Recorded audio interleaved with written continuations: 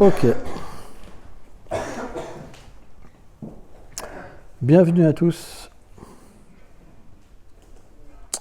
Om Namo Bhagavate Vasudevaya. Om Namo Bhagavate Vasudevaya. Om Namo Bhagavate Vasudevaya. Om Namo Bhagavate Vasudevaya. Om Namo Bhagavate Vasudevaya.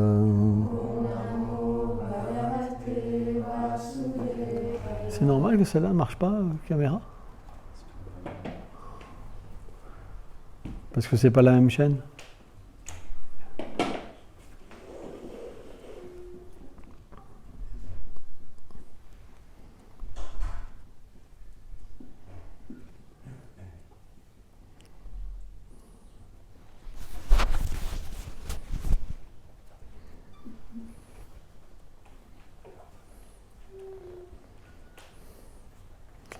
Donc on va attendre que la caméra soit.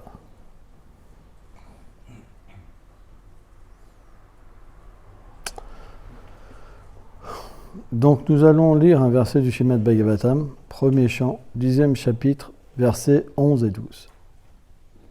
Satsangam mukta dukshango atum notsahate buddha kiltyam manam yasyo yasya saklim hakanyam lochanam tasmin yatyam diyam partha sahairam viraham katam darshana sparsha samrapa sayam nasana bhujane. Traduction. Quand, par la force de l'association avec des saints, un inspirant peut se libérer de ses mauvaises tendances, il ne peut jamais cesser de glorifier les excellences du Seigneur, même s'il ne les a entendues qu'une seule fois.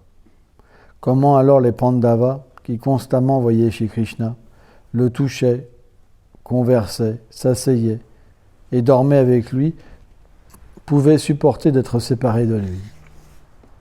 Commentaire.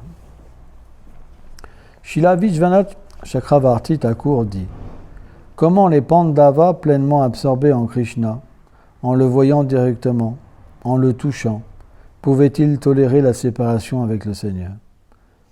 Alors que les personnes intelligentes ne peuvent abandonner l'écoute de ses gloires, même si elles ne les ont pas entendues, elles ne les ont entendues qu'une seule fois. Ceux qui entrent en contact avec des purs dévots du Seigneur et qui écoutent de leur bouche ses gloires, voient leur attachement pour les plaisirs matériels décroître. Ces personnes intelligentes abandonnent la mauvaise association et prennent refuge dans une bonne association, sans l'association des dévots. La mauvaise association qui cause l'attachement, la haine et d'autres mauvaises habitudes ne disparaîtront pas.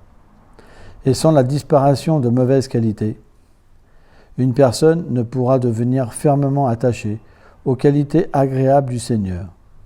Le grand Acharya, Srila Abhay Shananavinda Bhaktivedanta Swami Prabhupada, dévoile que les sentiments de séparation que ressentirent les Pandavas ne furent pas moindres que ceux qu'avaient éprouvés les gopis de Vraj pour Krishna.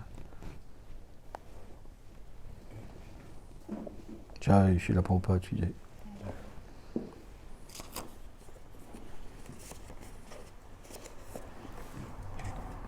Magyanati milandasya gyanam janam shalakaya shakshur meditam jana taisme shigulave namaha.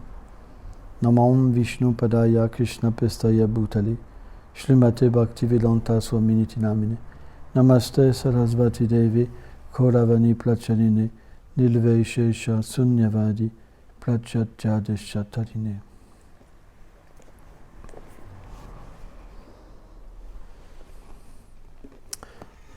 Comment pouvons-nous parler de sujets si élevés? C'est impossible. C'est pourquoi notre seul refuge pour parler, c'est les pieds de Shri Guru. Tous les matins, nous chantons Shri Guru Charana Padma Kevara Bhakati Sanma. Le gourou des Vaishnavas comme Srila Abhay Chandra Bhaktivedanta Swami Prabhupada sont la quintessence de toute miséricorde. Et lorsque on prend refuge de tels purs dévots, même si nous ne sommes pas qualifiés, nous pouvons recevoir une qualification. C'est leur miséricorde. C'est comme le principe du soleil. Quand on est proche du soleil, on perçoit. Quand on est loin du soleil et que les ténèbres sont présentes, on ne voit plus rien. De la même manière, si nous gardons le refuge de grands Vaishnavas dans notre vie, alors nous percevrons toujours les divertissements de Radha et Krishna. C'est un principe. Et alors, nous parlerons simplement par rapport à la bénédiction et ce que nous pourrons percevoir. Ça sera au niveau de notre abandon. Si l'abandon n'est pas là, on ne perçoit rien. Mais ce n'est pas grave. Ça ne nous empêche pas de répéter leurs paroles. Si on répète leurs paroles, c'est leur refuge. Et à un moment, la vérité apparaîtra, comme le soleil. Qu'est-ce que c'est la vérité? Krishna, dans la Bhagavad Gita, il dit que ses connaissances, c'est comme le soleil. Elle détruit tout. Mais qu'est-ce que c'est pour nous, ce soleil? Ce soleil, c'est simplement les doux lilas du Seigneur qui apparaissent. Quand les doux lilas apparaissent, qu'est-ce qui se passe? Il y a une sorte de vie en nous qui apparaît. Une vie, une réalité, une spontanéité, de l'amour. Et aussi un idéal. On cherchait un idéal dans ce monde. À travers une famille, à travers des enfants, à travers de l'argent, à travers la musique, à travers des études. Tellement de gens ont eu des idéaux. Mais ça n'a jamais donné la satisfaction. La satisfaction, c'est comme si que d'un seul coup, tout était satisfait. Mais ça, c'est pas possible. On voit matériellement même, tous les sens ne peuvent pas être satisfaits à la fois. Mais la rencontre avec les gloires de Krishna, elle apporte cet effet-là. C'est que quand, par la grâce de l'Acharya, on peut percevoir les gloires de Krishna, alors on perçoit notre nature. Et notre nature réelle, elle a la possibilité à la fois de combler tous les sens.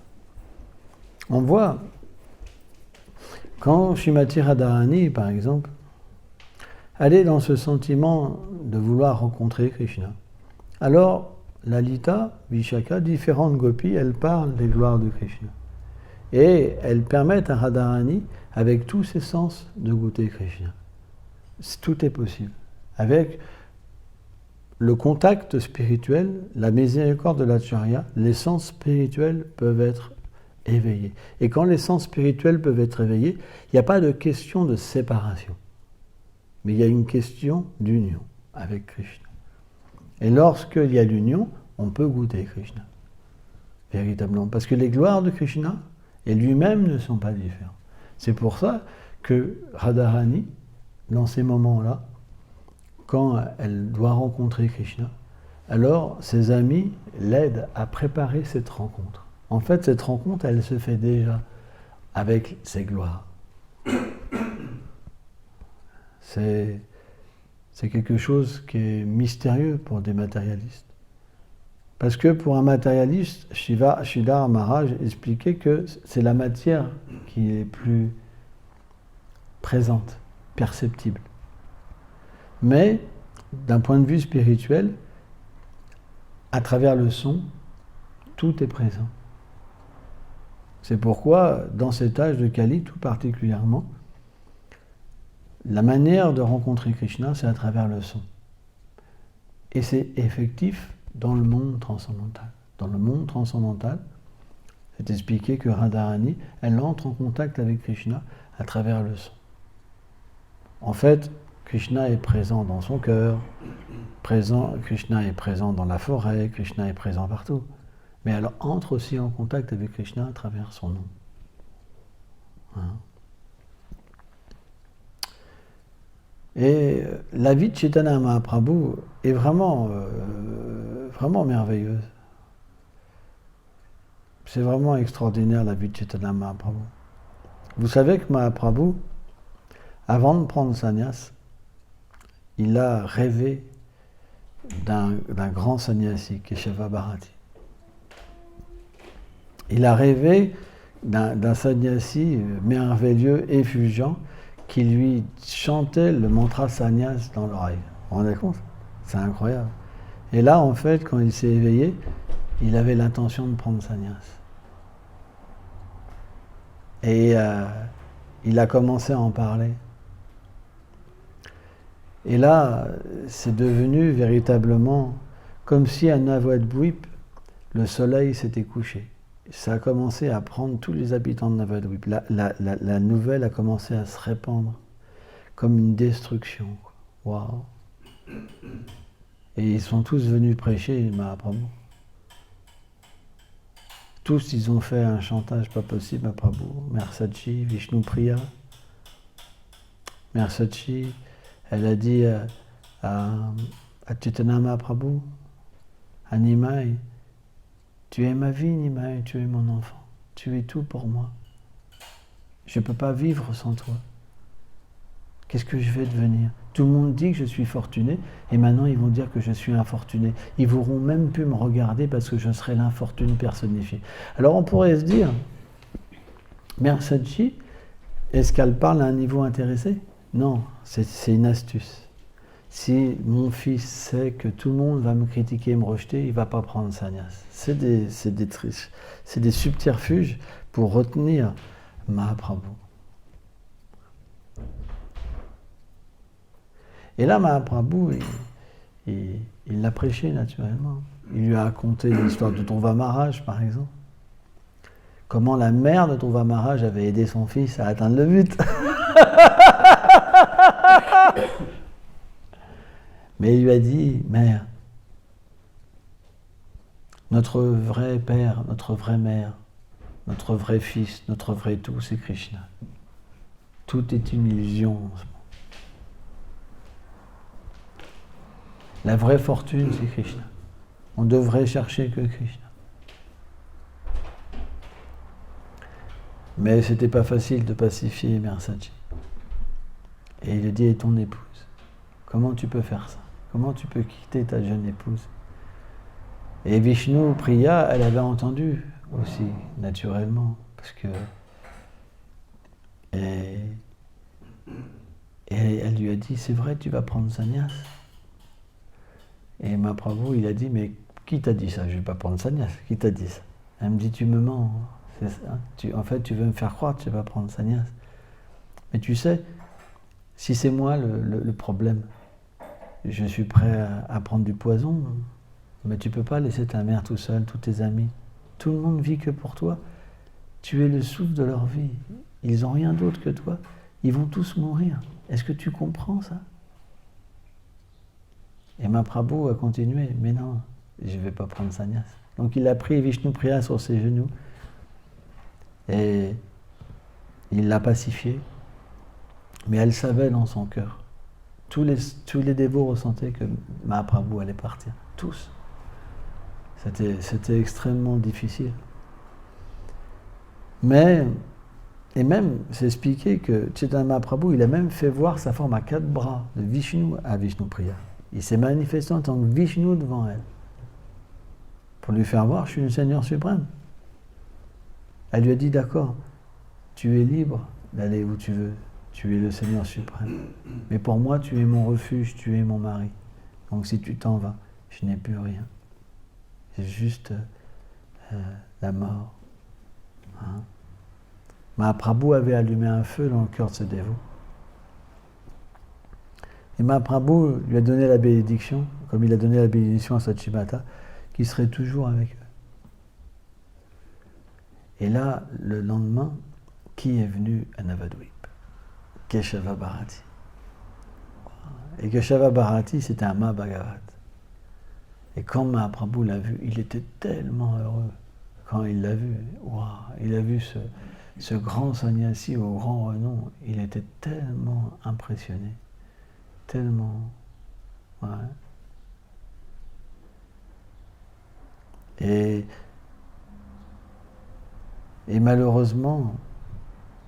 Alors comment ça s'est passé exactement? Oui, Mahaprabhu, quand il a vu Keshava Bharati, il a eu beaucoup de sentiments d'extase. C'est expliqué que il y avait tellement de petites bosses qui sont apparues sur son corps, dues à ces symptômes d'extase. Et ça fleurissait comme des fleurs kadamba. Il pleurait, Mahaprabhu. Et quand Keshava Bharati, il a vu ça, il a vu que c'était pas n'importe qui. Il a vu vraiment que c'était pas n'importe qui. Mais il est parti. Et Chaitanya Mahaprabhu était très malheureux quand il est parti. Et ça lui a donné encore plus envie de prendre sannyas. C'est vrai.